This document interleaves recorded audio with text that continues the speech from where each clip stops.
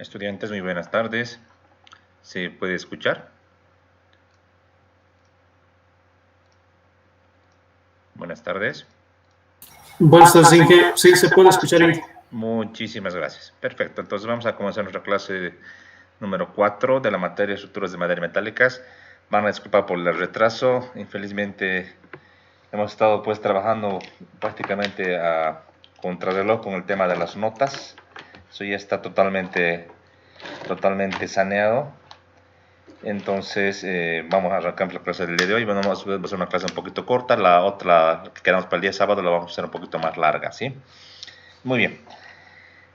Les di una tareita que era el ejercicio número 1 y el número 2. Me imagino que han podido hacer. No es nada más que recordar lo que habían visto ustedes en resistencia de materiales. Simplemente era un poco de ese repaso, ¿no?, que tenían que hacer y para poder hacer esos ejercicios. Simplemente, ¿ya? Sin embargo, considero de que a la hora que revise los ejercicios voy a ir viendo algunas diferencias. Preguntarles aquí en la pregunta 1 han tenido algún problema, primeramente. O no han podido utilizar las herramientas, o no han entendido muy bien cómo había que hacer. Todavía la pregunta 2 es un poco más clara, pero la pregunta 1, ¿han tenido algún problema? ¿O todo quedó muy claro? ¿Sí?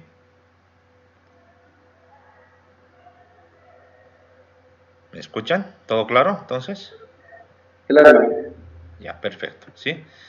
Bien, hemos entrado a ver lo que sería acero estructural, hemos visto el tema de los tipos de perfiles, evidentemente para tener un uso más fluido de las perfilerías, no solamente las que están acá en este catálogo, también otras que pueden haber, por ejemplo, en México, o que pueden haber también en Europa. Al fin y al cabo, la normativa como tal se puede aplicar a los perfiles de otras procedencias. Usualmente, por ejemplo, en Sudamérica, los perfiles europeos son los que se utilizan más para construir, debido a que son más asequibles en cuanto al precio. Sin embargo, la norma AICC es la que se aplica para lo que sería la verificación o el cálculo de esas estructuras. O sea que no es regla utilizar necesariamente el catálogo de AICC para poder hacer en este caso el diseño. Se puede también usar perfiles que sean laminados en caliente, pero que se conozcan sus dimensiones y propiedades mecánicas. Eso es lo más importante. Bien, entonces lo que vamos a hacer ahora es continuar un poquito ya cerrando este tema y vamos a entrar a ver algunas ventajas y desventajas. Esto con mayor detalle lo voy a pasar en unos videos. Sin embargo, vamos a hablar algo al respecto, ¿sí? Déjenme poner un poco más grande.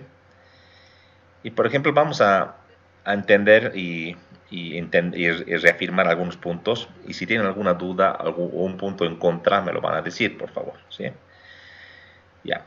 Hemos visto dentro de todo lo que hemos avanzado que el acero estructural como material de construcción estructural es mucho más ventajoso debido a su alta resistencia por unidad de peso. ¿Se acuerdan? El P específico del acero es 7.8 toneladas por metro cúbico. El del hormigón es 2.4. Entonces, ante esa diferencia uno podría pensar, bueno, el acero estructural me genera estructuras más pesadas. Eso es falso, debido a que la alta resistencia del material acero hace que realmente las edificaciones, ya sea los miembros, columnas, vigas, diagonales, etcétera, sean más pequeños en volumen y evidentemente mucho más livianos.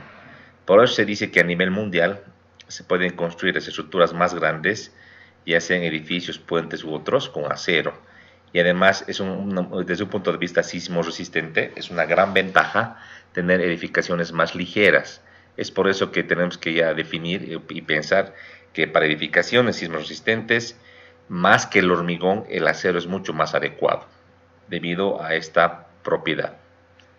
También la madera, vamos a ver más adelante, que es muy buena. Y el hormigón, si bien es un buen material de construcción, se puede calcular, se puede hacer una verificación sismo resistente, se puede diseñar, se puede armar, pero mejor estructura uno consigue con acero, ¿sí? Eso está totalmente claro. Y a nivel mundial, los sitios que son altamente sísmicos, como puede ser California, México, Chile, Japón, la mayoría de esas zonas para edificaciones de gran altura prefieren usar acero estructural o edificaciones compuestas con hormigón y acero, porque tienen esta ventaja, ¿sí?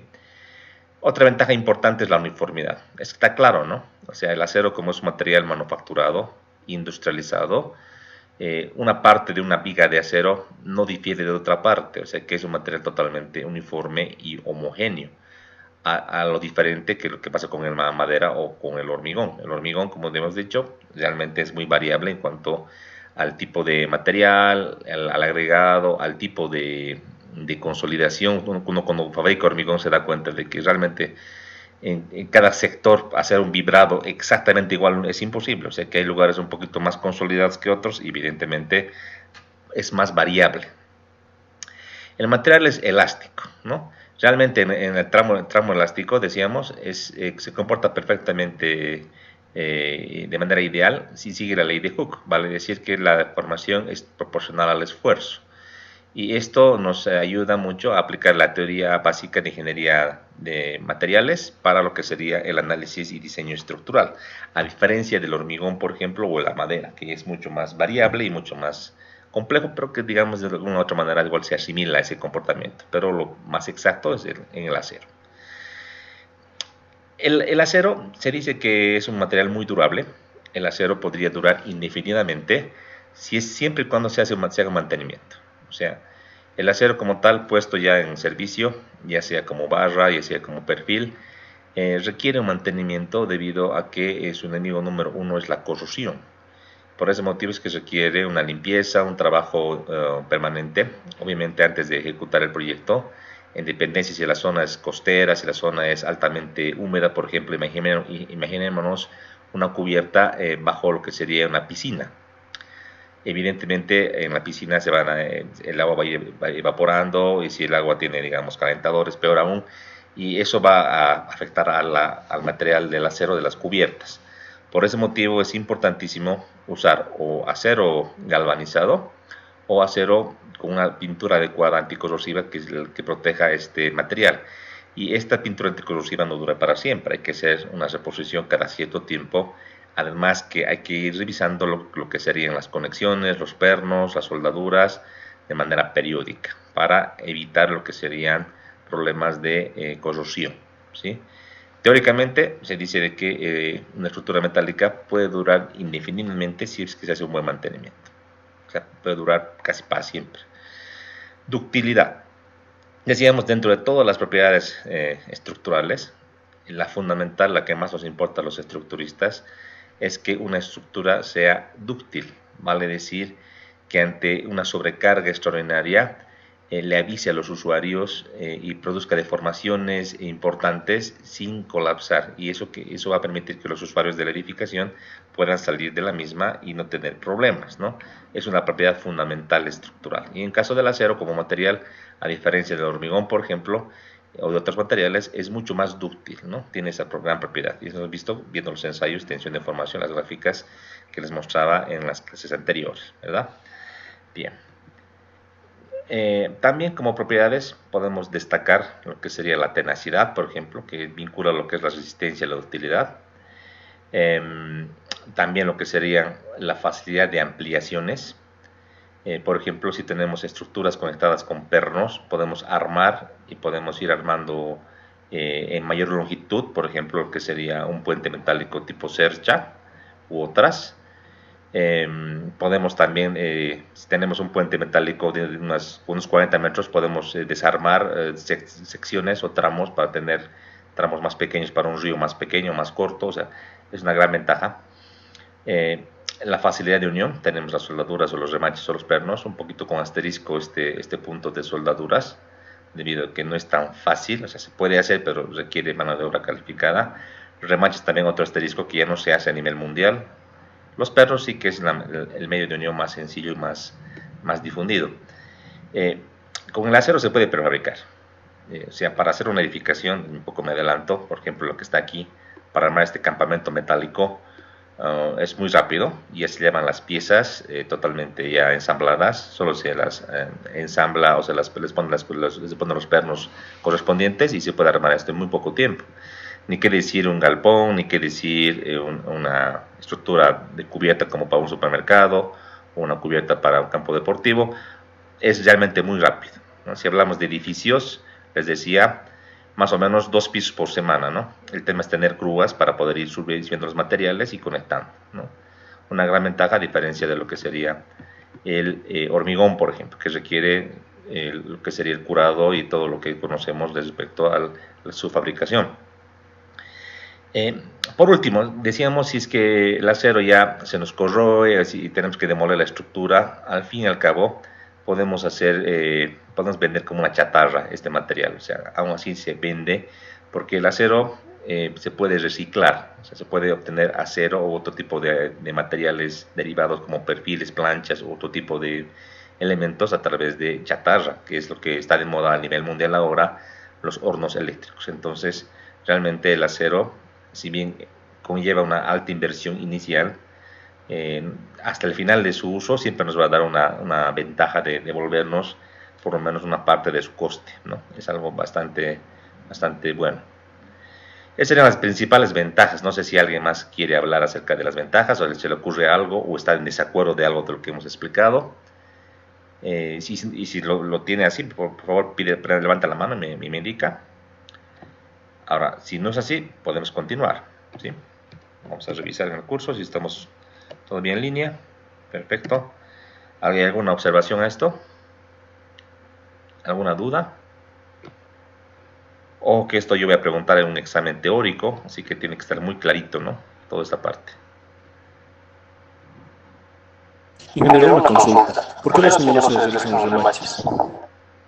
Ya, porque es una técnica que ya ha pasado de moda. O sea, al ejecutar estructuras, en este caso metálicas, la tecnología va avanzando, ¿verdad? Antiguamente, hace unos 70, 80 años, no habían soldaduras, y existían las primeras soldaduras, diremos, estructurales, pero digamos había un desacuerdo acerca en la comunidad ingenieril acerca de su uso, solo se usaban en barcos, en otro tipo de estructuras, pero no en edificaciones. Los pernos eran pernos de baja resistencia y no había otra que usar los famosos remaches. Estos remaches, dentro de su proceso de ejecución o constructivo, aparte que es muy peligroso porque hay que calentar el metal casi a los 600, 800 grados Celsius o más, conlleva, aparte de ese problema, el uso de mucho personal y aparte para poder ejecutar la cabeza posterior para ser remachado se requiere un equipo llamado remachador que hace mucho ruido y en definitiva son puros perjuicios, diremos. Aparte que es mucho más lento hacer un remache, ejecutarlo, porque como te digo tienes que calentar el material, esperar que esté caliente, llevar con unas tenazas, pasar por el orificio y ejecutar la otra parte de la cabeza del remache. Todo este gasto de tiempo, mano de obra y además que es, digamos, esa lentitud en la ejecución se gana o se lo sobrepasa con los pernos. Y ya tenemos pernos de alta resistencia, que de lejos son mucho más fáciles de ejecutar y en cuanto a mano de obra el costo no es pues comparable. O sea, realmente con los pernos se puede hacer mucho más rápido, mucho más fácil y mucho mejor incluso, ¿no? Por ese motivo es que los remaches han dejado de ser ya de uso convencional, yo te diría hace unos 50 años o más, ¿no? Actualmente remaches, yo sé que todavía en algún país se tiene solo con la finalidad de reemplazar elementos. Por ejemplo, imagínate que tienes una cubierta o tienes un puente hecho con remache para hacer el mantenimiento periódico que les decía. Si ven que una parte, un remache está ya oxidado, está corroído, se lo puedes reemplazar, pero para que quede estéticamente igual es con otro remache. Para ese tipo de proyectos de refuerzo o de reparación se hace ese tipo de trabajos, pero ya desde un punto de vista, digamos, de estructuras nuevas, no es conveniente, o sea, ya no se hace. Es más, yo no sé si todavía, por lo menos a nivel Sudamérica, existen las personas con el conocimiento de ejecutar los remaches. Eso ya ha pasado a la historia. Y eso es una observación que se hace, ¿no? Hay materias como resistencia de materiales 2 donde se ven los remaches, ¿no? No es una observación a la técnica del remache, es a la parte de la materia como tal. Yo entiendo que los libros o la literatura de la materia toca el remache desde un punto de vista histórico, porque así se han construido pues estructuras muy importantes, ¿no? incluida Torre Eiffel, ¿no? Sin embargo, actualmente ya no se tiene este elemento, sino es soldadura o perno, indefinidamente. Así es, esa sería la respuesta. Gracias, ingeniero. De nada, muy bien. Bueno, no todo en la vida tiene pues, ventajas, ahora tenemos que ver las famosas desventajas, ¿no? Y obviamente decíamos, un perfil de acero, una estructura de acero puede durar indefinidamente, pero eso tiene un costo. O sea, realmente el costo de mantenimiento, el costo de estar cada año haciendo inspecciones técnicas y de pintar periódicamente y limpiar o cambiar alguna pieza por el tema de la corrosión, tiene su costo. O sea, no cualquier persona puede hacer ese trabajo, sino requiere personal especializado.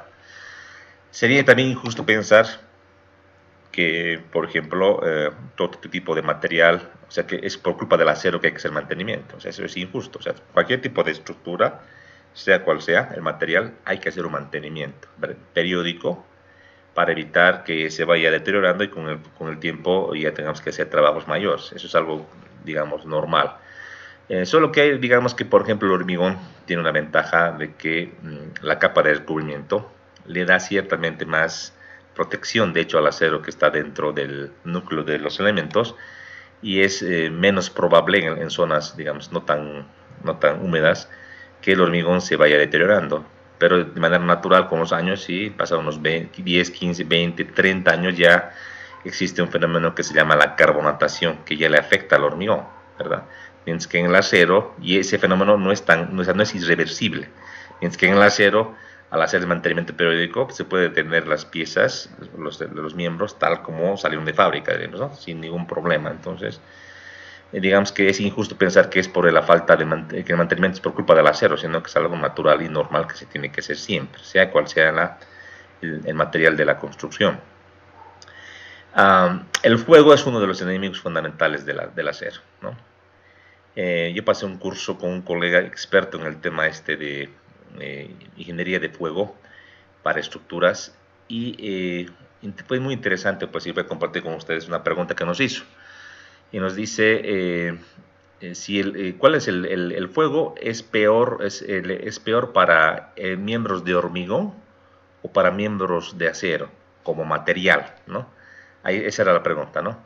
De hecho, uno en la literatura técnica conoce y analiza y ve que, por ejemplo, si el fuego llega a una cierta temperatura superior a los 600 grados Celsius, si mal no me acuerdo, en el acero le baja significativamente las propiedades resistentes, vale decir, el modo de elasticidad, la tensión de fluencia y la resistencia a tensión. Y esto hace que, obviamente, llega a un punto en el cual ya pues la estructura o los miembros soportan mucho menos de lo que deberían soportar y eso conlleva un colapso. En el hormigón también ocurre lo mismo, simplemente que el hormigón tiene este recubrimiento que protege, cada centímetro de recubrimiento adicional protege al núcleo. Hagamos de cuenta que el recubrimiento, la parte exterior, no tiene un trabajo estructural como tal, sino que protege a la armadura de acero como también al núcleo central del hormigón, que es el que trabaja y el que soporta las cargas. Entonces, cada centímetro o cada pulgada, si tú lo ves desde un punto de vista norteamericano, adicional que tengas de recubrimiento, protege a este hormigón. Entonces, si por ejemplo vamos a ejecutar una fábrica de explosivos y lo vamos a hacer de hormigón, no es buena idea decirlo como una vivienda en las columnas y en las vigas y a 2 centímetros o 2 centímetros y medio. No es buena idea, ¿no? Habría que pensar con este criterio y darle pues por lo menos unos 5 centímetros o un poquito más. Si bien no es convencional esto, estamos ganando esa protección adicional y que se traduce en que en un incendio cada hora adicional que esté expuesto al fuego intenso en nuestra estructura, este recubrimiento adicional va a proteger y le va a dar más tiempo que vengan los bomberos y que puedan pues apagar el incendio y que este daño no afecte o no llegue a la armadura ni llegue tampoco al núcleo de hormigón, solamente que se queme la parte externa que al fin y al cabo se puede reponer, ¿no? Esa es la ventaja del hormigón. Sin embargo, desde un punto de vista de material, realmente la temperatura a la cual ya el hormigón tiende ya a perder sus propiedades y a poco debilitarse es menor a la del acero. Si mal no me acuerdo, hablamos de unos 300 a 400 grados Celsius.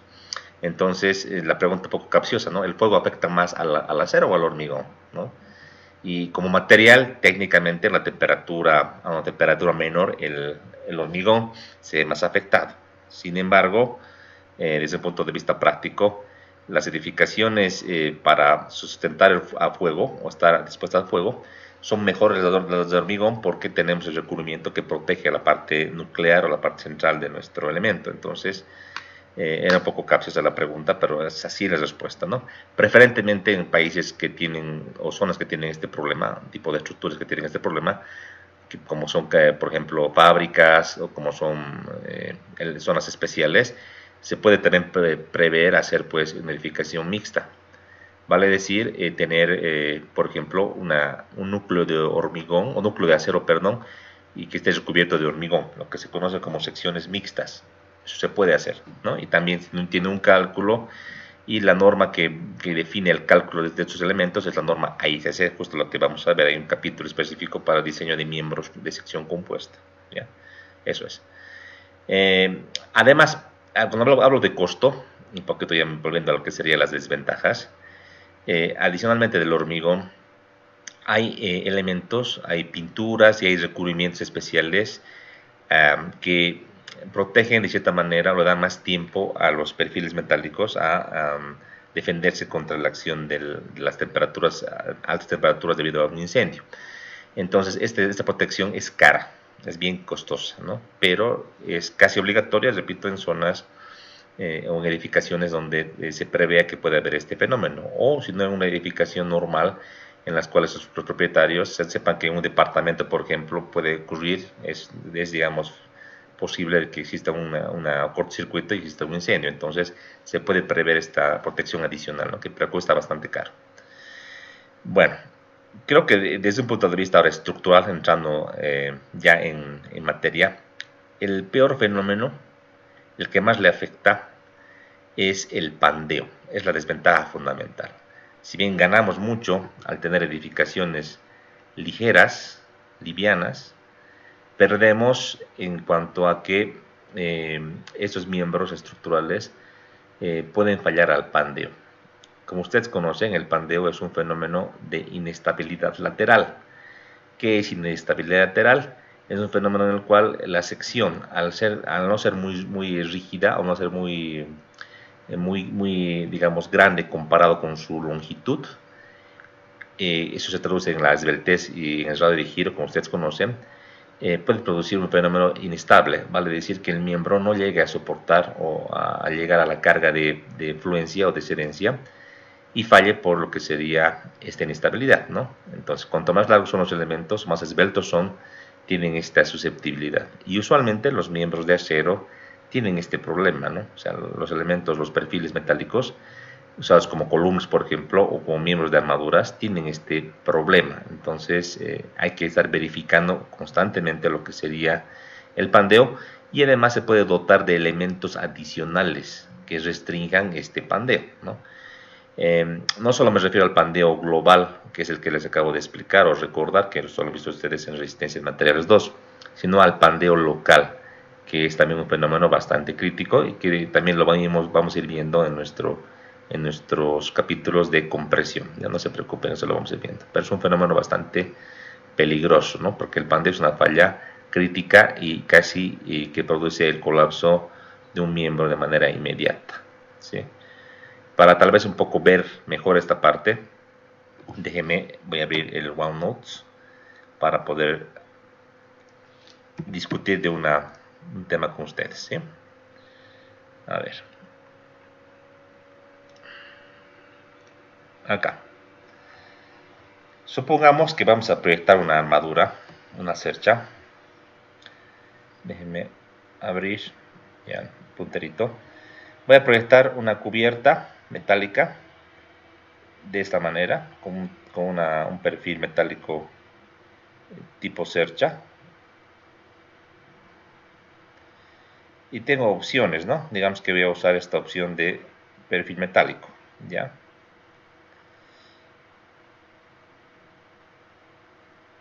Es una opción de configuración de armadura, perdón, ¿no?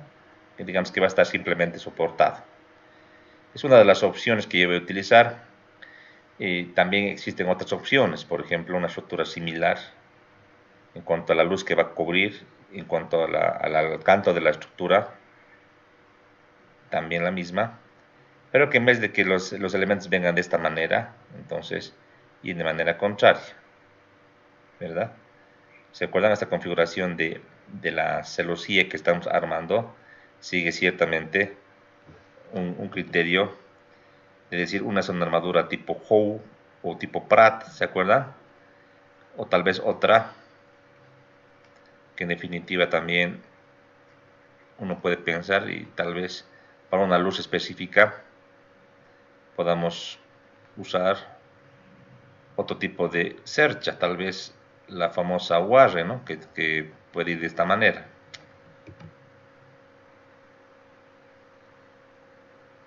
Así digamos, como está aquí. Y otras configuraciones que podemos encontrar en la literatura, ¿no? Evidentemente para una luz específica, para una luz L dada, una u otra cercha es mejor, como también este canto o la altura total de esta cercha de armadura está en función de la luz, ¿no? Ya. Aboquémonos a esta cercha inciso A y el inciso B. Si el pandeo es el enemigo fundamental que tenemos que evitar, yo les preguntaría, ¿qué tipo de elemento, qué tipo de cercha vamos a utilizar? Supongamos que en la cercha, que es la parte que vamos a utilizar, forma parte de un portiquito que aquí lo voy a hacer más chiquito solamente para la escala.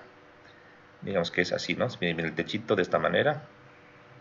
Ahí está la cubierta con su armadura. Ahí. Y es un pórtico que viene así, ¿no? Aquí una columna de hormigón, supongamos, que está así empotrada. Aquí tiene su articulación para que se apoye el techo. Esto a lo largo tiene pues otras armaduras similares, ¿verdad? Que se van a ir ejecutando de esa manera. Las cargas principales que va a soportar el techo va a ser el viento y va a ser, por ejemplo, el granizo, si hablamos de nuestro medio, de Cochabamba. Entonces, supongamos que el granizo es la carga fundamental, ¿ya? El granizo es gravitacional, o sea que va a estar en este sentido, vertical hacia abajo las solicitaciones, ¿no? Entonces, para el granizo, supongamos que estás verificando para el granizo, que es la carga crítica de nuestra cubierta, la pregunta es, ¿qué tipo de configuración vamos a elegir? ¿Será que es mejor la configuración A o la configuración B? ¿Cuál será la mejor configuración? ¿O será indiferente? A ver, ¿alguien nos puede ayudar? ¿Cuál es mejor? ¿Alguien nos puede ayudar? Configuración B, ingeniero, ¿Por qué, por la pero? geometría, porque el descenso de cargas va a ir directamente por las diagonales, igual se va a transmitir directamente a los costados, a la Eh, no. Lo que quiero es que se den cuenta del pandeo. Eso solo es un ejemplo, ¿no ve? He dicho que el granizo es la carga crítica del diseño de la cubierta, que es vertical hacia abajo, ya. Entonces, si les pregunto entre A y B cuál es el mejor, ¿qué habría que hacer tal vez? ¿Qué habría que hacer? ¿Qué habría que hacer? Obviamente hay que hacer un análisis estructural, ¿no? Sí, Pero, se podría hacer un análisis por uno o dos, ver qué elementos están en compresión y justamente tratar de que esos elementos no sean muy esbeltos. ya, a ver, sigamos la idea de su compañero, está muy bien. O sea, para conocer bien, uno que hace harto de este tipo de elementos ya conoce, ¿no? Pero uno, digamos que estamos comenzando, hagamos el análisis estructural, ya sea a mano o como un software, no importa, y vemos, dice su compañero, qué elementos están en compresión. Esa es la clave, lo que dice su compañero. Ya. Ahora, si sé qué elemento está en compresión, ¿cuál elegiría? ¿El A o el B? Ahí ya está la pregunta. ¿Alguien nos puede ayudar? ¿O cuál sería la respuesta?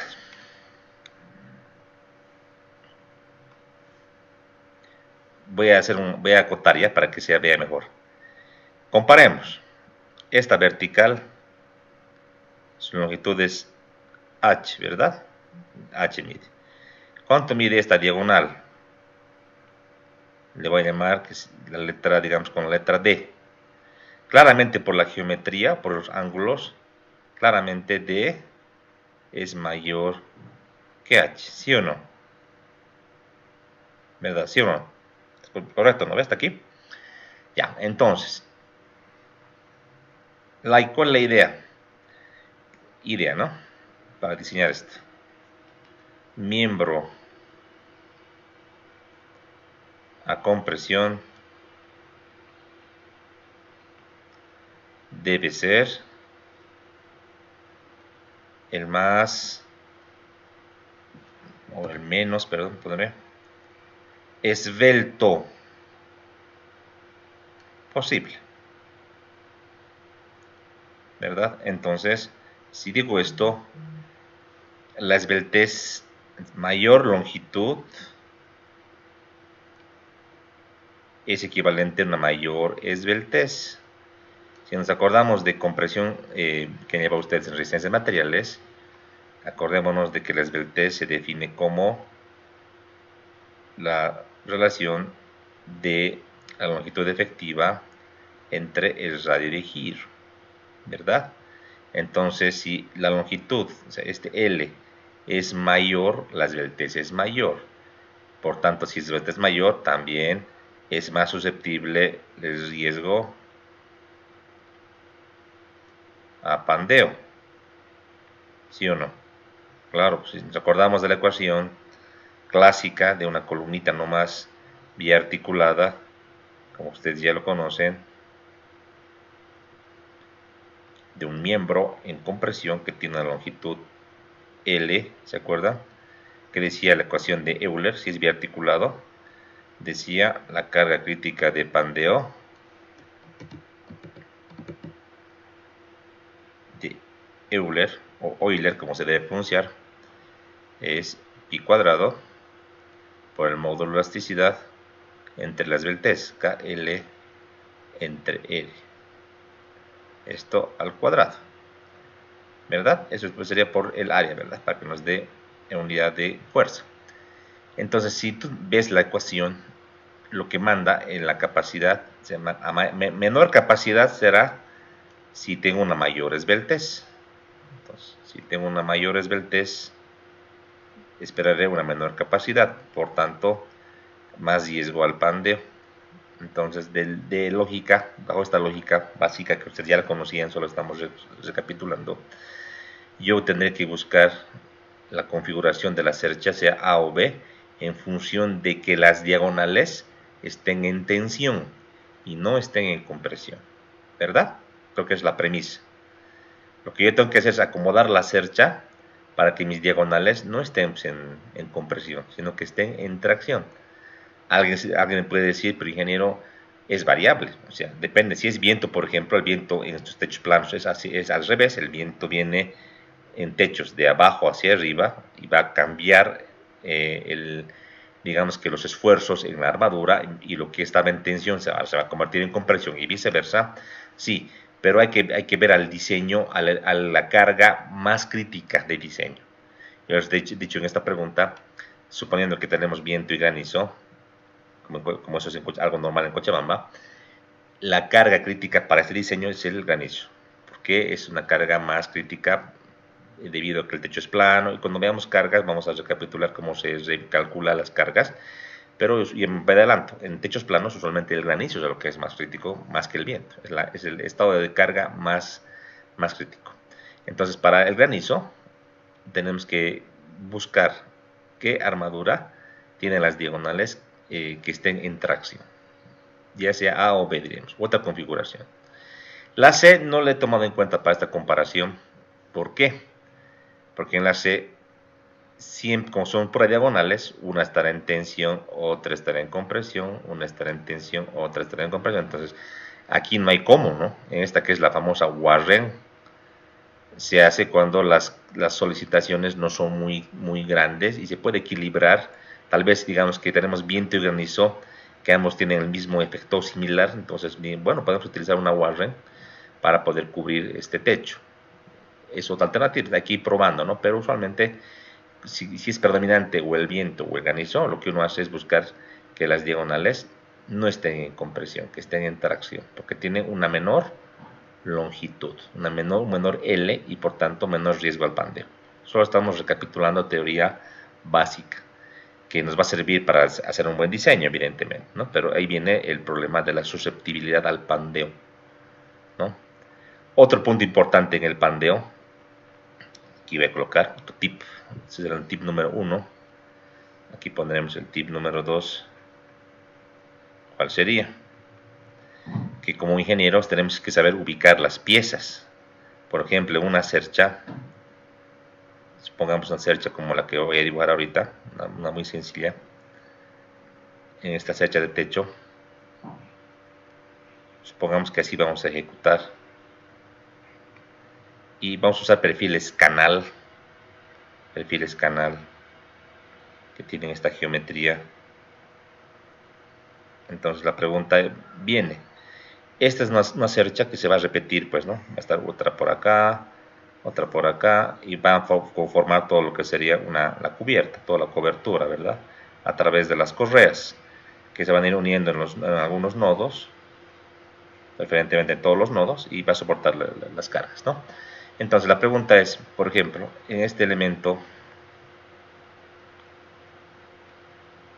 que estoy marcándole con color rojo, perdón, ciclan, en este elemento, supongamos que está en compresión, debido a que las cargas que predominan son cargas gravitacionales, en compresión.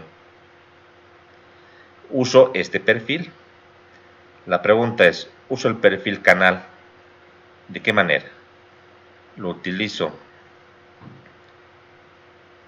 de esta manera, así, o lo utilizo de esta manera. O sea, lo uso en el plano o transversal al plano. ¿Cómo lo utilizo?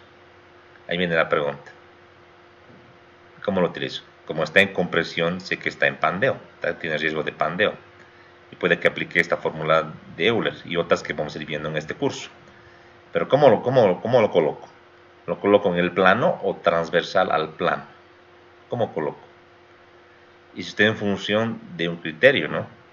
La idea es recordar de que un perfil como este, un perfil canal, bueno, aquí lo tenemos ya dibujado, utilicemos esto, tiene dos ejes, ¿no? Tiene un eje principal X y un eje principal Y. Para esta sección, la inercia en el eje X es mayor que la inercia en el eje Y. Por tanto, el radio de giro en el eje X es mayor que el radio de giro en el eje Y. O sea que el eje X, por eso se llama el eje fuerte, el eje mayor. El eje fuerte también se le llama, ¿no? Y el Y es el eje menor. Entonces, en función de ese criterio, como sé que si aquí en la fórmula entra el radio de giro para el mismo K y el mismo L, yo tendré una mayor esbeltez si R es pequeño, ¿verdad? Entonces, en base a ese criterio, yo podré ubicar mi sección de manera vertical o de manera transversal. Yo les pregunto, ¿colocamos de esta manera o colocamos de esta manera? ¿Cuál sería la manera correcta? ¿Alguien nos puede...? La primera. La primera. Digamos que esta es la opción A y la opción B.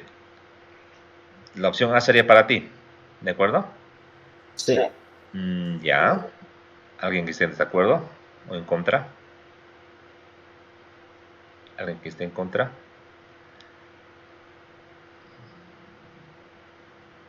Ya, vamos a ver en el curso eso, pero aquí un poco me adelanto, ¿ya? Aquí voy a hacer un esquemita.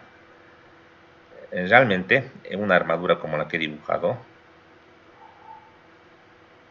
si hablamos del plano, digamos que está así. En este plano, si tengo toda esta cuerda superior está en compresión, los elementos que restringen esa compresión son estos nudos con esos elementos diagonales, ¿verdad? Entonces, el pandeo, ¿cómo se va a dar? Pues se va a dar, por ejemplo, de esta manera, en el plano, ¿no? Así. en esta cuerda superior. Se va a dar de esta manera, ¿ya? Ahora, visto en planta, eso sería en elevación, ¿no? Visto en planta, la misma cercha, está visto de arriba. Aquí tenemos la cumbrera en este puntito. El tema es que las correas que le llegan de manera transversal, si son pequeñitas, como usualmente lo son, no son suficientemente rígidas para soportar este pandeo. Usualmente el pandeo de los elementos, estos elementos diagonales, lo haré más con rojito para que se note, digamos de este, podría ser este pandeo. Toda esta luz L voy a colocar aquí. Y aquí esta luz puede ser L1 y este L2. Entonces L es igual a L1 más L2, ¿no? Así. Entonces es mucho mayor el pandeo que existe por fuera de la armadura. Por fuera, ¿no? Es una vista en planta y pondremos. Y esta es una elevación. Entonces, ¿qué es peor para una armadura como la que acabo de dibujar? Que en las correas usualmente aquí, su compañero ha dicho la opción A porque ha pensado que estas son las correas, ¿no? Que están con color negro, son rígidas, ¿no? Y les digo que no son tan rígidas, usualmente usamos correas bien chiquititas y no son suficientemente fuertes para soportar ese movimiento. Entonces, por ese motivo es que debemos utilizar siempre la sección hacia el perpendicular, o sea, la sección tiene que estar siempre por fuera, sería la opción B, la que tendríamos que utilizar, no la opción A. Obviamente, si yo le aumento elementos diagonales, contraventeos que se llaman, ya cambia la cosa, ahí uno puede ver y tomar la decisión. Pero si es casi como he dibujado solo con correas nomás, entonces la opción B, o sea que la sección del canal sea transversal, es la mejor opción. ¿No? Y eso hay que tener mucho cuidado, ¿no? Eso diremos, es un criterio estructural, es un tip estructural, no el software, el SAP, ETAPS, el que utilices, no lo hace automático, te pide, o sea, tú te dibujas y tú tienes que hacerlo, ¿no? Él solo va a analizar y te va a hacer también un diseño en función a lo que tú ingreses, ¿no? Si tú ingresas en la opción A, bueno, pero ahí vas a perder y te va a pedir una sección mayor seguramente. Es lo que pasa, ¿no? Así es. Entonces hay que tener ciertos cuidados, pero en este curso vamos a ir viendo criterios, también diseño particular con la norma, pero también criterios de cómo ubicar los elementos y aparte también cómo podemos rigidizar y otros, ¿no? Pero el enemigo número uno, recuerden, es el pandeo. Es el peor enemigo. Y el pandeo se da en elementos de compresión, se da por ejemplo, barras de armaduras, se da en columnas, se da en vigas también el pandeo, ojo, en vigas, claro. ¿Por qué se da en vigas el pandeo? Aquí vamos a dibujar. Porque en vigas tenemos este problema. Supongamos que tenemos una viga muy sencillita, una viga simplemente soportada, que sí la podemos analizar, una viguita. Claro, pero que en la realidad esta viguita que tiene esa luz L, realmente es esta que estamos dibujando, ¿no? Es esta que estamos dibujando, tenemos que un perfil en forma de I, que es la viga usual que usualmente usamos en el diseño, ¿no? Una viga que puede ser un W si quieres, o un S, o un perfil IR como llaman los mexicanos, o un perfil europeo también en forma de I, diferentemente. La forma es la más adecuada para un miembro en flexión, ¿verdad? El eje principal mayor, ¿dónde está? Es el eje X, hemos dicho, ¿verdad? Para soportar las cargas transversales a la longitud. Las cargas Q, ¿no? Aquí está su longitud. Entonces, en este tipo de elementos, decíamos, ¿por qué hay pandeo? Porque, infelizmente, de la sección transversal, ante cargas uniformes, digamos, y que estemos en el rango elástico, por ejemplo, todos conocemos que el comportamiento que podemos asumir para el comportamiento del perfil es este. Ahí tenemos un diagrama lineal, aplicando ese criterio de las secciones planas. Entonces aquí tenemos en la parte superior tenemos lo que son las compresiones, aquí lo que son las tracciones. Aquí podemos sacar una resultante en compresión, una resultante que esté en tensión, decíamos, ¿se acuerdan? Entonces toda esta parte que estoy achurando, sí, con color verde, toda esta parte que está aquí, del eje neutro hacia arriba, está en compresión. Y esa parte se puede pandear, tiende a pandearse. ¿Por qué? Porque los elementos son delgaditos. Si comparo este ancho, que se llama BF, o esta altura, que le voy a llamar D medio, si lo comparo con los espesores del alma, que es TW, o el espesor del ala, que es TF, la relación es grande, es abismal. BF hablamos de 5, 6, 7 pulgadas, 8 pulgadas, y TF apenas de media pulgada, un poquito más, un poquito menos. Entonces, como la relación es alta, el perfil va a querer pandearse. Entonces, ese fenómeno de pandeo que se da en la sección, en miembros en flexión, también tiene que analizarse. Ese fenómeno de pandeo, por si acaso, hace que las vigas como estas, si no tienen ninguna restricción, tienden a girar, o sea que la sección que estaba originalmente colocada de esta manera, es totalmente recta, tiende a girar de esta manera.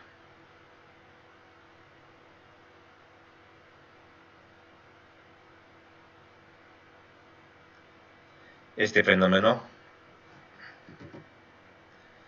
dibujaremos biencito esto, así lo haremos, ya. Este fenómeno es lo que se conoce como pandeo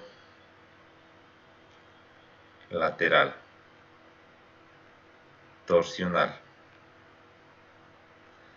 que se da justamente porque esta zona que está en compresión, en la que hemos achurado del eje neutro para arriba, en este caso con estas cargas, hacen que esta parte de arriba quiera pandearse como una columna, pero como no puede, porque la parte de abajo está en tensión, no puede, entonces lo que pasa es que solo esta parte gira, la parte de abajo no, y llega un momento en el cual este giro es tan grande que hace que la viga colapse.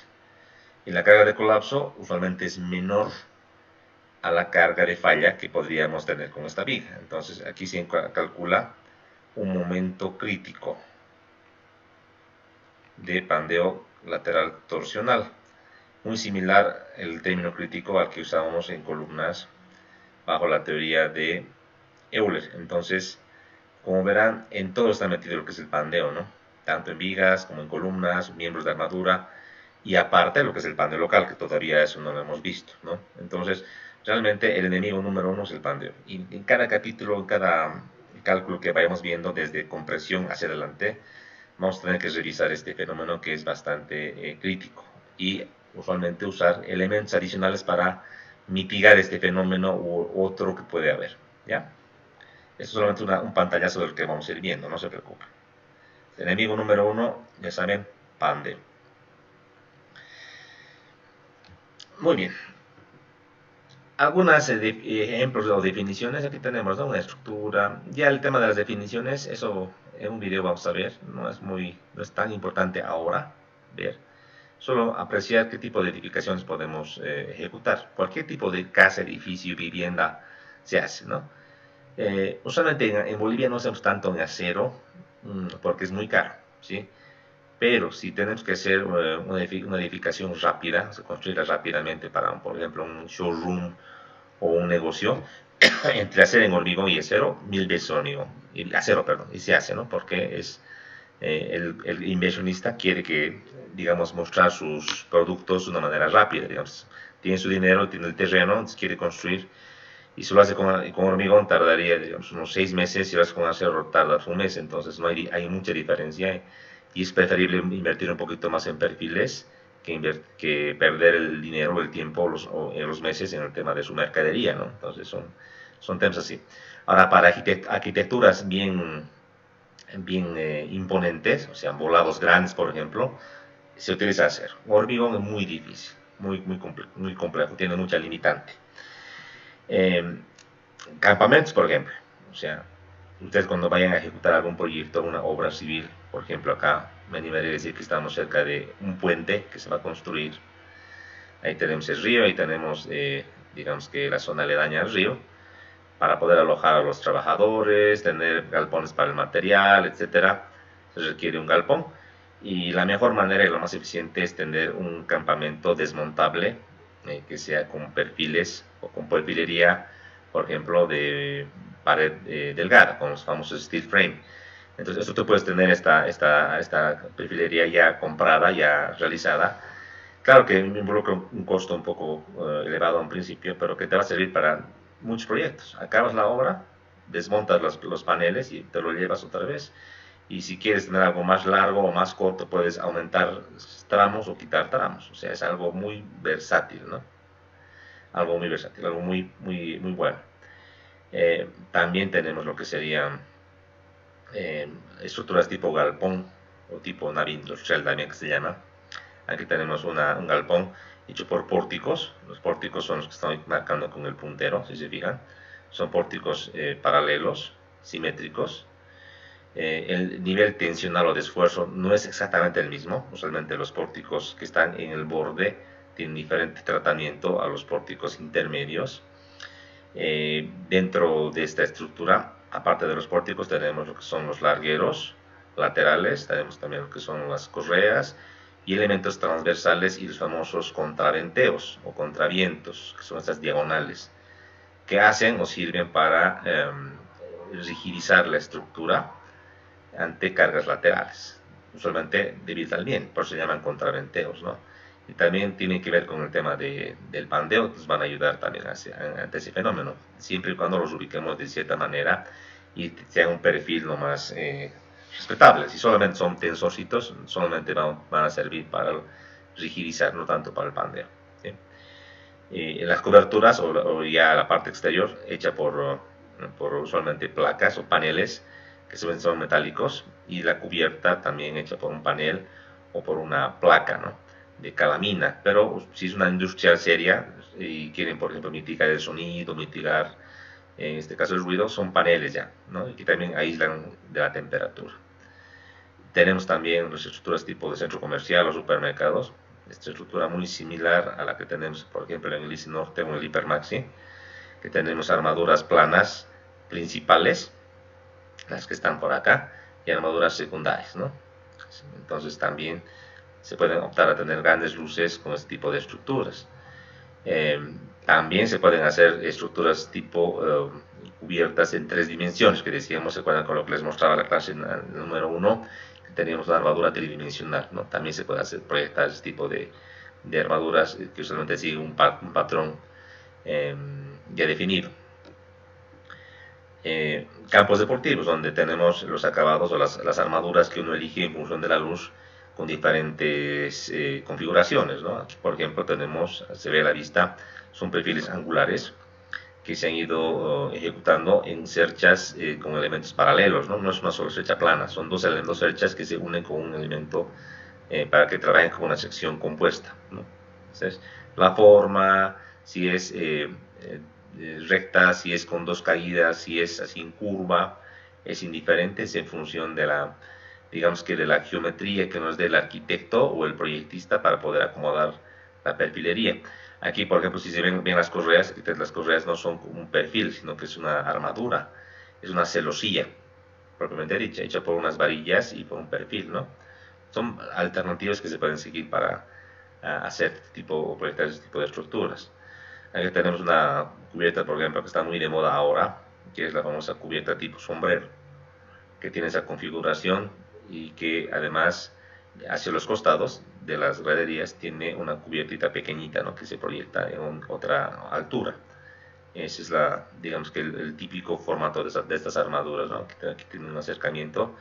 Y como pueden ver también los perfiles tienen esta pintura color azul, que no es por estética, sino que es una pintura anticorrosiva que protege de la corrosión, ¿no?, como pueden ver ahí.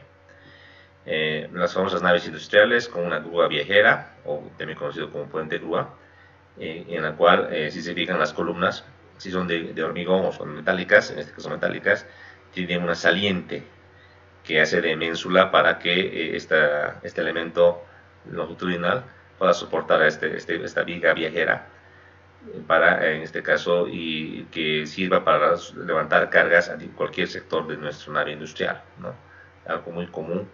Y el cálculo diferente, diremos que un galpón convencional, es que aquí tenemos que calcular lo que sería tanto esta viga viajera, este volado y la conexión para soportar estas cargas, ¿no? Y obviamente también la columna, si es de hormigón o si es de acero, y sus fundaciones, ¿no? Tiene una carga un poquito mayor. Puentes de acero de envergadura importante, puentes clásicos, que tenemos el puente Golden Gate de San Francisco, puentes tipo Cercha, ya tipos puentes muy antiguos, tienen un principio muy bonito, son puentes tipo voladizos, se les conoce así, que ya no se los proyecta tanto, pero es una alternativa también, y puentes tipo viga de sección variable. Edificaciones de todo tipo, decíamos desde las oficinas pequeñas o oficinas de showrooms, hasta edificios de gran altura, ¿no? Este edificio, por ejemplo, es un edificio, si mal no me acuerdo, de 140 pisos prácticamente, que tiene una altura de 580 metros, ¿no? En una urbe donde, si se fijan, es como tener puro edificaciones medianas regulares, y aquí tener justo en el medio un tremendo edificio, ¿no? Y es como se muestra acá, es metálico. Aquí está la parte de la construcción de la parte superior, es totalmente metálico, ¿no? Pero hay también sectores donde tenemos hormigón mixto, que sería una sección de acero con hormigón, ¿no? Esto para generar, tomar todas las bondades de lo que sería el hormigón y el acero, ¿no? Entonces realmente es algo primordial y algo importante que ustedes conozcan y sepan diseñar, concebir y diseñar estructuras metálicas. Para hacer obviamente proyectos grandes como estos, y eso requiere un conocimiento mayor, ¿no? Y mayor práctica. Pero con este curso vamos a ir viendo las bases principales para poder analizar y diseñar miembros y estructuras metálicas, ¿no? Eso es. Ahora veamos, entremos rápidamente, antes de acabar la clase, a lo que sería la madera estructural, ¿no? La madera estructural como tal, y hoy vamos a ver una primera parte acerca de lo que sería el comportamiento, lo que serían las familias maderables, lo que serían ventajas y desventajas de la madera como material estructural. Vamos a ir viendo que, a diferencia del acero, la madera fundamentalmente nos sirve para edificaciones no tan grandes. O sea, con la madera se puede obtener edificaciones de talla mediana o menor. A nivel internacional ahora se hacen edificios de hasta 6 niveles, un poquito más. Sin embargo, requieren un tratamiento especial y son secciones, no son aserradas, son secciones trabajadas, laminadas. Sin embargo, no se puede llegar a lo que se hace con el hormigón o con el acero. Sin embargo, al ver nomás esta imagen, yo creo que ustedes pueden ver que la madera es un material mucho más noble, mucho más cálido, mucho más confortable que el acero o el hormigón. O sea, que fíjense, por ejemplo, este ambiente es una piscina interior de una vivienda, donde fíjense ese confort, ese lujo que tienes con la madera, no lo puedes alcanzar con otro material, ¿no? Claro que se puede hacer acabado, se puede hacer de hormigón y unos acabados que parezcan madera, pero yo creo que la madera es un material natural y de hecho el más confortable que existe a nivel, digamos, de construcciones. Bien, la madera, al igual que el acero, se lo puede prefabricar. La idea es tener una industria en la que tú tengas ya de manera estandarizada las secciones que tú pretendes utilizar. Por ejemplo, acá es un entrepiso que se va a proyectar para una edificación. Entonces tú ya puedes tener en este galpón, tener gente que trabaje en sectores o paneles o entrepisos ya de cierta dimensión para poder ya de manera estandarizada llevar a una edificación, o tal vez ya vender esto de manera paramétrica para que se armen edificaciones de diferentes dimensiones, ¿no? Entonces, algo que se puede trabajar así bajo una empresa, ¿no? Aquí tenemos las famosas vigas, aquí tenemos los elementos transversales que son las riostras, Y a diferencia de lo que sería hormigón armado y acero estructural, el entrepiso, o sea, el acabado, no puede ser losa de hormigón, sino que aquí se habla de un piso que sería como un entablado de madera o un acabado de madera sobre el cual se va a caminar, ¿no? Hay una diferencia fundamental. En edificios de acero, la losa sigue siendo hormigón, ¿no? Solo que ya no se utiliza una losa de hormigón convencional, sino que se coloca una placa o un panel metálico para vaciar el hormigón. Acá no, acá tiene que ser simplemente un acabado de madera. Son unos elementos, unas tablas de madera o un entablado que sirve de elemento, digamos, de área para soportar lo que serían las cargas de área, en este caso el uso. Una diferencia fundamental. De seguro que este sistema es mucho más liviano que un sistema tradicional con hormigón. Es alguna ventaja que se tiene. Bien, como verán ustedes, aquí este sistema lo puede prefabricar, se lo puede llevar al proyecto, se lo puede ir montando, ¿no?, sobre la estructura, y también es un trabajo muy rápido y que es expectable y comparable a construir con acero. O sea, si tú puedes prefabricar estos paneles y llevarlos por tramos, es algo ideal, ¿no? Ideal. Perdón, muchachos, un segundito. Perdón, Julio, estoy ahorita en una clase. Acabando le llamo, por favor. A usted, gracias. Entonces, si entramos ya a la teoría básica, la madera es un recurso natural, es un recurso renovable, ¿no? Desde los seres humanos, desde el principio de su origen, han buscado cómo buscar resguardo, cómo construir sus edificaciones, y la madera ha sido el material ideal, el número uno, el que han utilizado en principio. Han salido de las cuevas para ya conformar o ejecutar sus primeras viviendas o chozas a través del uso de la madera, ¿verdad? Una gran ventaja es que es un recurso renovable. O sea, si planificamos un bosque y decimos que, por ejemplo, en un sector vamos a empezar a talar y vamos a renovar y vamos a ir rotando, seguro que este bosque se va a ir renovando con los años y va a producir, pues, troncas suficientemente grandes para poder usarlos desde un punto de vista estructural. O sea, que es algo muy, muy bueno. Es un material más noble, o sea, es un material mucho más cálido, mucho más confortable, más natural, a diferencia del acero o del hormigón. Entonces es mucho más noble para el uso justamente de las personas. También es un material, como decíamos, sí, renovable, es amigable con el medio ambiente. Para obtener yo secciones estructurales, no requiero contaminar como lo hago con el hormigón o con el acero.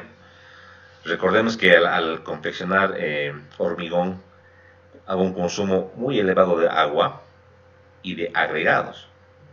Entonces vamos a tener que dragar ríos, sacar arena, sacar grava, cambiando las condiciones de flujo hidráulico de los ríos, o cambiando las configuraciones de los taludes que existen en las zonas aledañas. Consumo alto de agua. El cemento no es un material totalmente natural, se tiene que fabricar, y esa fabricación del cemento, como también su uso, genera, pues, daño al medio ambiente, mucho mayor al que se usa, que sería con la madera, ¿no? Perdón un segundito. Estoy en clase, por favor, le llamo después. Ya. Ahora, hablemos del acero. El acero estructural, como hemos revisado un poquito en las anteriores clases, se tiene que industrializar, llevar el material a una fábrica, ya sea el tradicional, que es a través del mineral y el carbono, o lo que sería a través del horno eléctrico con la chatarra. Se contamina el medio ambiente, cosa de que es mucho menos con lo que sería la madera. Entonces, si el manejo es, repito, renovable, planificado, prácticamente el impacto es mínimo, ¿no? Entonces es una cosa muy buena. Y seguramente que la tendencia a nivel internacional será, pues, enmarcarnos siempre en eh, hacer un uso más adecuado de los materiales de construcción para no afectar tanto al medio ambiente. Y te seguro que van a salir disposiciones a nivel internacional, no solamente local, para propender al uso de la madera como material de construcción. Bien, vayamos bien en detalle, ¿no? La madera como tal se la obtiene de los troncos. Aquí tenemos una imagen muy explícita de una persona que está talando una tronca. Pero también para poder llevar troncas o materiales de gran tamaño no se puede hacerlo de manera manual, ¿no? Y para ser eficiente hay que usar equipo pesado. Aquí tenemos un equipo específico para el transporte y el desarrollo también existe de los que serían las troncas. Es la madera como material ahora estructural desde un punto de vista práctico es durable. O sea, si bien parecería que la madera se puede ver afectada por insectos, por hongos y por otros factores, o como termitas también, si se le da un buen cuidado, al igual que el acero, un buen tratamiento y buen cuidado, podría también durar mucho tiempo, no tanto como el acero, pero también puede durar, y también eso involucra un costo, que lo vamos a ver más adelante. Hay muchos tipos de tratamiento que se pueden hacer. Bien, todo va a depender si queremos proteger, por ejemplo, ante hongos, ante xilófagos, que son unos insectos que tienden en este caso, a afectar a la madera, a las termitas u otros, ¿no? El fuego es otro fenómeno crítico, ¿no? Hay gente que piensa que la madera es el peor enemigo de la madera, es el fuego, ¿no? Que es muy susceptible a arder. Y vamos a ver que no es tan así. Vamos a ver ahora de que realmente la madera, secciones grandes de madera, no arden y se consumen de inmediato, más bien ayudan a no transmitir lo que sería la temperatura. Y eso vamos a ver a continuación, ¿ya? Lo fundamental es que la madera tiene una baja conductividad térmica, o sea que si hay un incendio afuera de una edificación de madera, la madera no va a transmitir de una manera muy rápida lo que sería la temperatura. Sin embargo, si es que el incendio es prolongado, evidentemente la madera va a arder, porque se va a consumir con el fuego, a diferencia del hormigón o del acero. Entonces, la idea es tener secciones gruesas y que también estén protegidas para que le den más tiempo a los equipos de salvataje o los bomberos a poder apagar el incendio, ¿no? Secciones muy pequeñas, muy chiquitas, sí son susceptibles a arder rápidamente. Eso es algo que tenemos que tomarlo muy en cuenta, ¿sí? Muy bien. Vamos a ver ahora la estructura.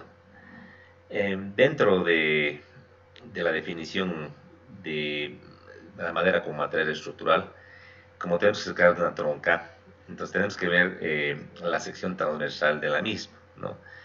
Y hemos de encontrar que una sección transversal de madera tiene diferentes partes. Por ejemplo, tiene lo que sería la parte externa llamada corteza, tiene una parte más hacia el interior llamada albura, y más entrando hacia adentro tiene lo que sería ya lo que nos interesa, que sería el duramen y la médula, ¿no?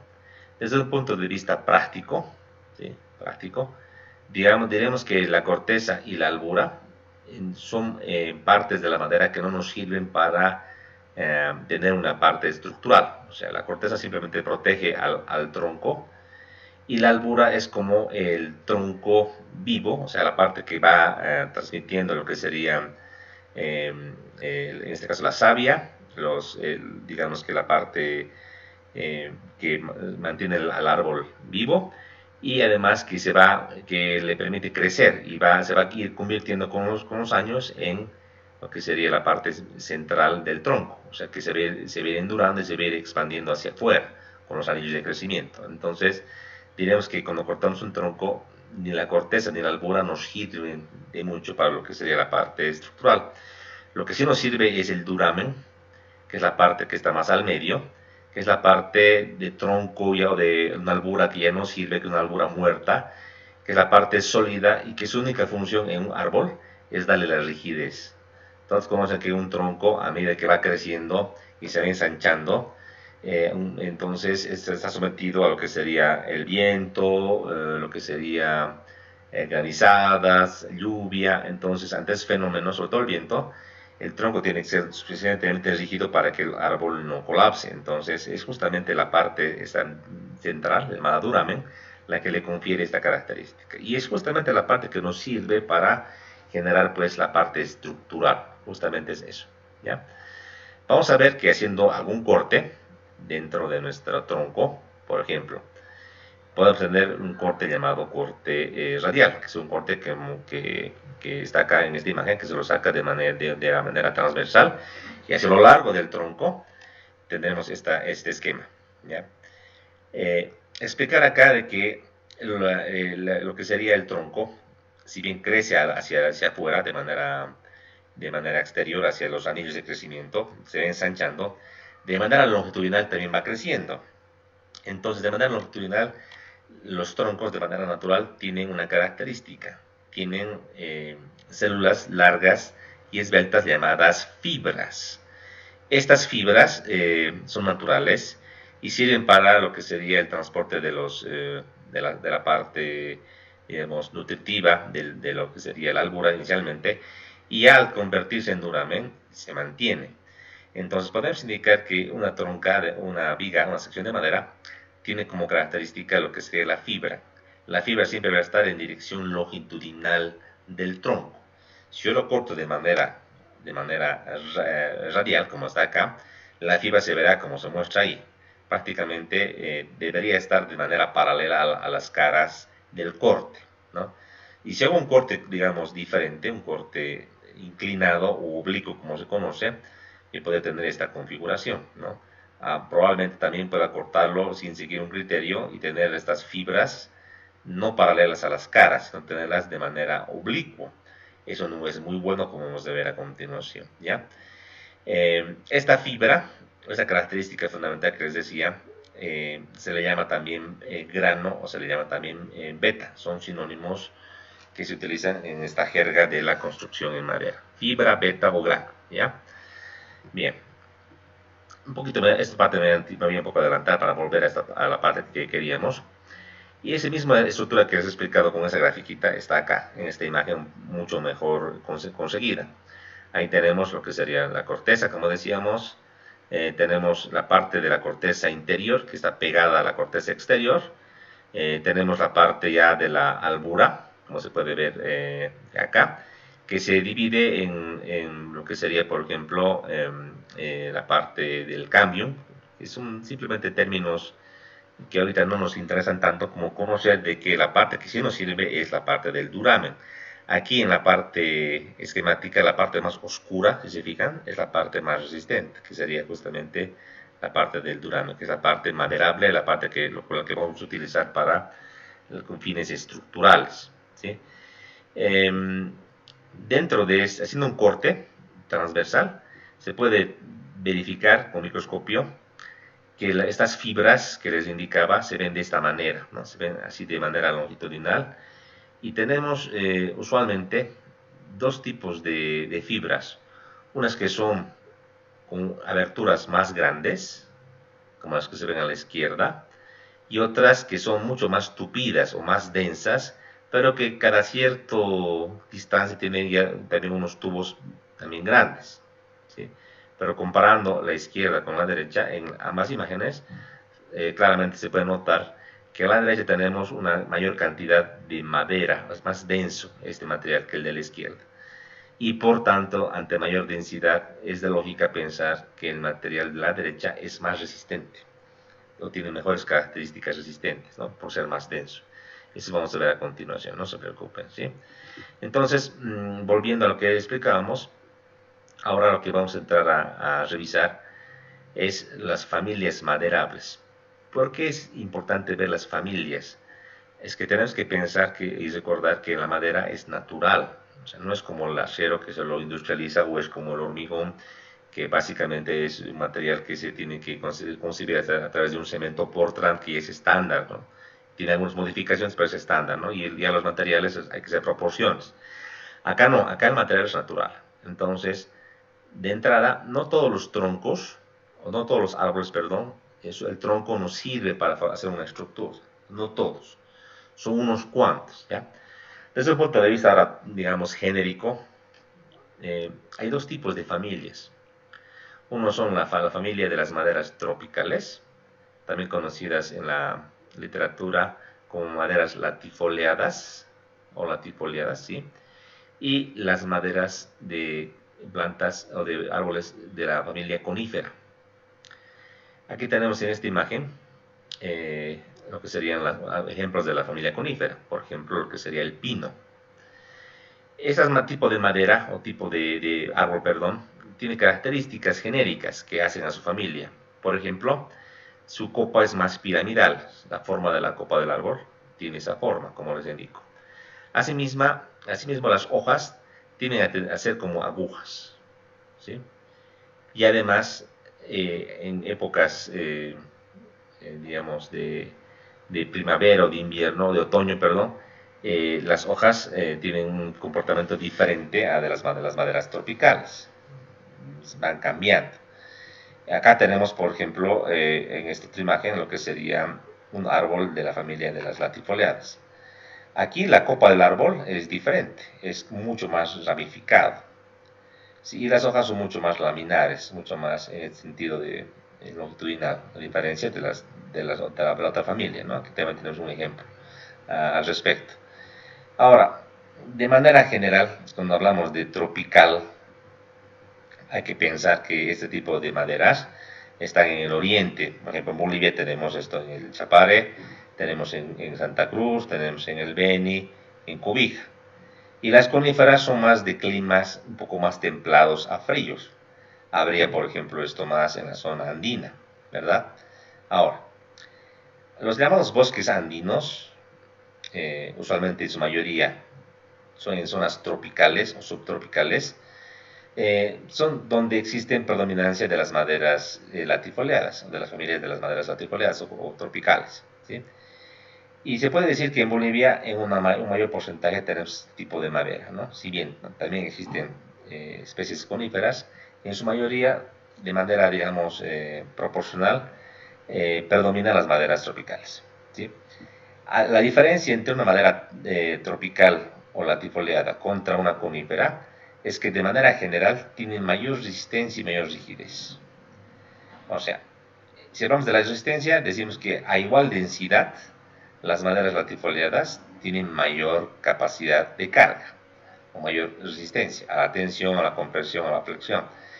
Y cuando hablamos de mayor rigidez, es la mayor capacidad que tiene a soportar las deformaciones. Por ejemplo, una viga ante cargas externas, una madera de la misma dimensión, misma sección transversal, una madera tropical, tendría una menor deflexión que una madera conífera. Esto de manera general es la regla. Hay casos especiales en los cuales esta regla no se cumple tanto así, pero de manera general diremos que las maderas coníferas son más competentes que las coníferas. Ahora, eso que explicaba se puede ver acá de una manera bastante clara, o sea, en un corte transversal, si vimos con microscopio, el tronco es mucho más denso que en una conífera. Entonces, si comparamos dos especies o dos muestras, una de madera conífera y una de latifoliada, si tienen el mismo peso específico, ambas, seguro que la madera latifoliada es más resistente, porque esa densidad que existe y las paredes tan pequeñas de las fibras le confiere esa resistencia, ¿no? Es muy evidente, es como confeccionar un hormigón con más porosidad o con menos porosidad. De seguro que el hormigón con menos porosidad va a tener mayor capacidad de compresión. Eso es claro, ¿no? Pero en este caso esta explicación le estamos haciendo una analogía a lo que sería la madera, ¿sí? Usualmente y de manera general, en cuanto a lo que sería las densidades, más o menos entre 300 y 550 kilos por metro cúbico estaría la densidad de las maderas coníferas. Mientras que de las latifoliadas, usualmente de 550 para arriba es su densidad, usualmente. ¿Ya? Okay, como les digo, algunas excepciones en algunos casos. ¿Sí? Bien, al hablar de las especies maderales en Bolivia, podemos indicar que en el mundo aproximadamente tenemos 17.000 especies maderables, de las cuales solamente unas 400 tienen carácter comercial, o sea que se pueden explotar de manera comercial, ¿no? Y solo unas cuantas de estas con fines estructurales, o sea que el resto es para mueblería y para trabajos de otro tipo, pero bien para estructura solo unas cuantas, no todas se pueden utilizar, ¿no? Ahora, para ir ya con el tema de la norma, veíamos en la clase anterior que la norma de diseño en acero es la que vamos a ver este semestre, es la AISC, que tiene una especificación y tiene un manual. La especificación tiene la parte principal y los comentarios, ¿verdad? En madera estructural tenemos la norma o el reglamento llamado Reglamento para Maderas del Grupo Andino. Se los voy a mostrar a continuación. Es este que está aquí. Este documento que se lo ha elaborado a través de la Junta del Acuerdo de Cartagena, a través del PATS Report, tiene el siguiente nombre específico. Se llama Manual de Diseño para Maderas del Grupo Andino. ¿Por qué se ha hecho un manual que tenga justamente ese nombre del Grupo Andino? Porque como he explicado, las maderas que compartimos en Sudamérica, en la parte tropical, tienen características similares.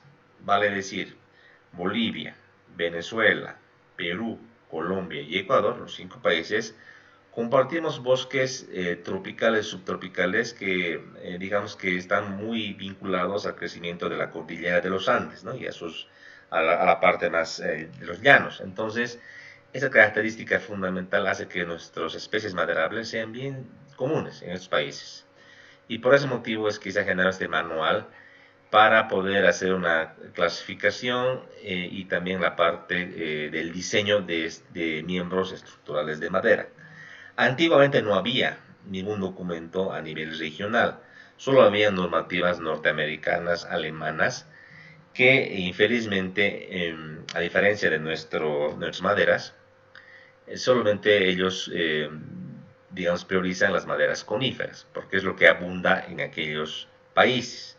En Estados Unidos, digamos que históricamente antes del ingreso de los europeos y que se forme ese país, antes cuando era solamente un continente virgen, había abundancia de ambos grupos maderables, tanto de coníferas como latifoliadas, pero históricamente cuando ya se ha hecho la colonización, prácticamente se ha arrasado con toda la madera latifoliada que había y se ha quedado solamente la madera conífera, que es la que ellos tienen y la que ellos ya desde el punto de vista, digamos, estructural y desde el punto de vista ecológico y de planificación maderera, es el que están reforestando, ¿sí? Tienen lo que serían los pinos, los abetos, y que son, digamos, lo fundamental, o digamos, la madera fundamental que ellos utilizan para la construcción, ¿ya? Y como les he mostrado en la diapositiva, esta característica, esta densidad y otras características más, hacen que adecuar normativas extranjeras para especies coníferas no sea tan sencillo de hacer. O sea, las maderas tienen características resistentes diferentes y por tal motivo no se puede adecuar o copiar una norma extranjera, a diferencia del hormigón o a diferencia del acero, por ejemplo, que si no hay tanta variación, ahí podemos asimilar normativas extranjeras. Para Bolivia no. Y bajo esa premisa es que este grupo del Acuerdo de Cartagena, repito, con Bolivia, Perú, Venezuela, Ecuador y Colombia, se ha formado el año 1984, si mal no recuerdo, y ha generado este documento. ¿Sí? Entonces este documento se ha generado justamente por la necesidad que había en nuestro continente para tener un documento de referencia, tanto para el diseño como también para detalles constructivos. ¿Sí? Entonces, ahí está, se lo ha, digamos, promulgado en Lima, el 84. Dice que era entonces, de esta versión que se les muestra acá, no ha habido un avance porque infelizmente en nuestros países no hay criterio de invertir en investigación. Entonces, infelizmente nos hemos quedado con esta norma del año 84 y no hay otra a nivel regional, otra actualización más que se haya sacado. Entonces, es una de las, digamos, limitaciones que tenemos, que no se ha ido actualizando. Sin embargo, para hacer esta norma se han hecho ensayos de maderas en los países del grupo andino, ya sea Bolivia, Ecuador, Colombia, Perú, Chile, Perú, Ecuador, Venezuela, perdón. Y lo que está acá en la norma tiene respaldo, pues, de pruebas y ensayos físicos que sí se han ejecutado, ¿no? Entonces es la norma que hemos de ver este semestre. Este manualcito tiene sus 3 partes. Vamos a revisar. La parte 1 es un poquito más descriptiva de lo que sería la madera como tal. Tiene un poco una parte teórica y también una explicación de qué tipo de ensayos ha hecho esta norma para poder clasificar las especies de maderales como también sus características resistentes. Y el cuadro número 1, la tabla número 1, nos da una lista de especies estudiadas aquí en el país. Tenemos, por ejemplo, BO es Bolivia, CO Colombia, B Venezuela, P Perú y S es Ecuador. Y aquí tenemos el nombre común usado en cada país y tenemos el nombre científico, ¿no? Y tenemos a la derecha la primera característica llamada densidad básica, sobre la cual uno puede apreciar si la madera, por ejemplo, es más blanda o más dura. Usualmente maderas con densidad básica más alta son maderas más duras y por tanto más resistentes. Por ejemplo, una madera con 0,68 es mucho más resistente que una madera con densidad de 0,34. ¿No? Eso es algo, digamos, muy natural y muy claro, ¿no? Para lo que es Bolivia, de la tabla que está ahí, yo he ido separando. Y por ejemplo, para Bolivia, una de las maderas bastante típicas y conocidas es la madera Ocho, el nombre común, ¿no? Que aquí tenemos un nombre científico, ¿no? Y nos dan, para nuestra madera, nos dan una densidad básica de 0,42 que se ha encontrado con ensayos, ¿no? Entonces, un poco resumen, en Bolivia, en aquel entonces se han visto aproximadamente 104 especies han sido estudiadas, identificadas en la región. Sin embargo, ya con ensayos como tal, solo unas cuantas han sido sujetas de ensayo por el tema económico, ¿no? De la lista que están acá, que son 20 especies, que se las han podido catalogar y se las ha podido clasificar, con ensayos solo unas cuantas se han podido, digamos que especificar, no todas. Y eso es una limitante que sí afecta a la hora de plantear el uso de la madera o de especies que no están en las tablas de nuestra norma, ¿ya? Aquí otra imagen un poquito más clara de lo que les decía, ¿no? Acerca de lo que sería el corte y de lo que sería la fibra. Si hacemos un cortecito de una tronca, tendríamos esta imagen, ¿no? Así como un acercamiento.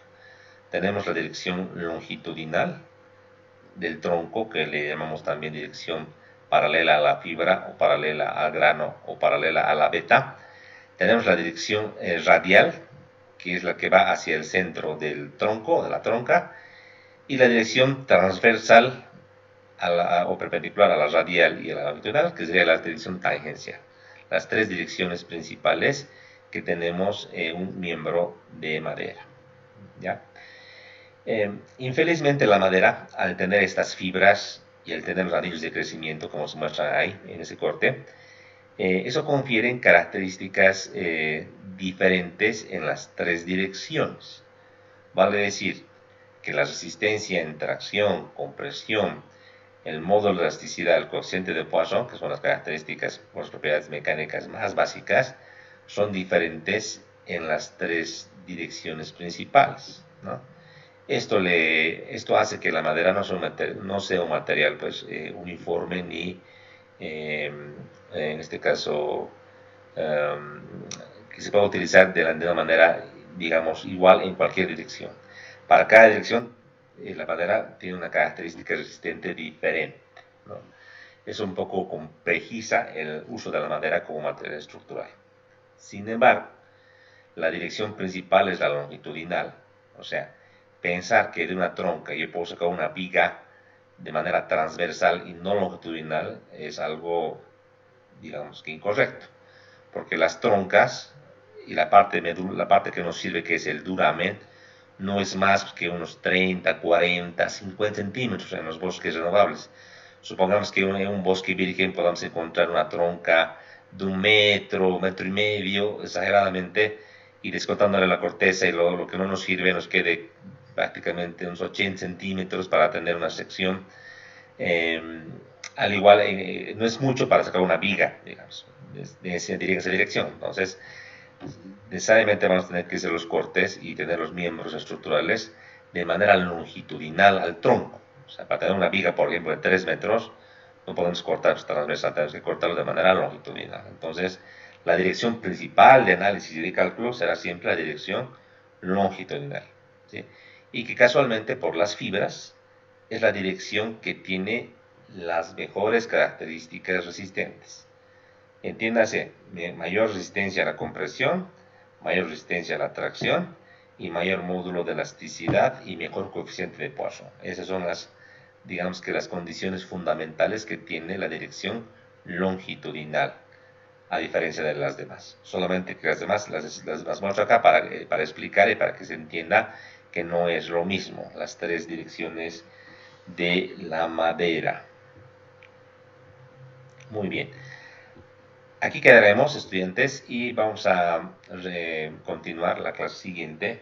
Les voy a avisar que hemos reprogramado nuestra clase, les voy a avisar mañana temprano para poder recuperar lo que debemos, la clase que debemos del día de la anterior clase, ¿sí? Vayan uniéndose con la documentación, esa información que está en nuestro Classroom. Por favor, quisiera que ustedes ya la vayan descargando y la vayan revisando. ¿Dónde está nuestro Classroom?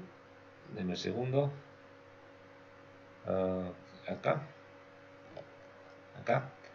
Por favor, les pediría que ustedes vayan descargando, por favor, todo lo que estamos subiendo en cuanto a lo que sería nuestro Classroom.